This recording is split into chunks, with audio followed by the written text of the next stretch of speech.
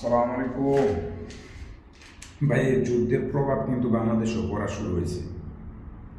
এটা আপনি আমি টের পাইতাম না, যারা বড় বড় বিজনেস করে, ব্যবসা করে, তারা কিন্তু টের পাওয়া শুরু হয়ে গেছে।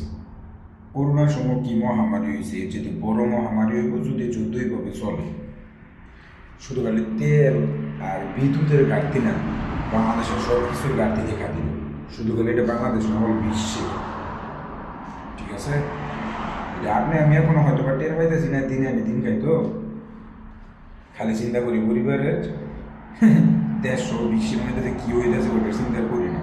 যে গার্মেন্টস সব বন্ধ হয়ে যাবে, টেনশন করেন না। আপনার আমার চলাফেরা মধ্যবিত্ত যারা আছে তারা না পারবো বিক্রি করতো, না পারবো বইয়া খাইতো, তা করে সবচেয়ে বেশি দেওয়া। তো আল্লাহ পাকের কাছে দোয়া করি যাতে যুদ্ধটা বন্ধ হয়। কারণ করোনার সময় তো ভোগের কারণে দোকান খোলে নাই বা বিজনেস চলে নাই, তাও অনেক জায়গায় চলছে, আমদানি রপ্তানি চলছে। কিন্তু এখন যে অবস্থা হইব, আপনার আমদানি রপ্তানি সব বন্ধ হয়ে যাবে। আর বাংলাদেশে যে পরিমাণে রিজার্ভ ও টাকা, তেল, গ্যাস, বিদ্যুৎ যেগুলো আছে, আলহামদুলিল্লাহ, এটাতে মনে করেন যে 30 দিনের উপরে চলা সম্ভব না। ঠিক আছে, তো বাংলাদেশে তো সব সিন্ডিকেট, এই সিন্ডিকেট দিয়ে তো আরো মুক্ত। যদিও কিছু মজুদ থাকে, এটাও মনে করেন যে দ্বিগুণ দামে বিক্রি হইব।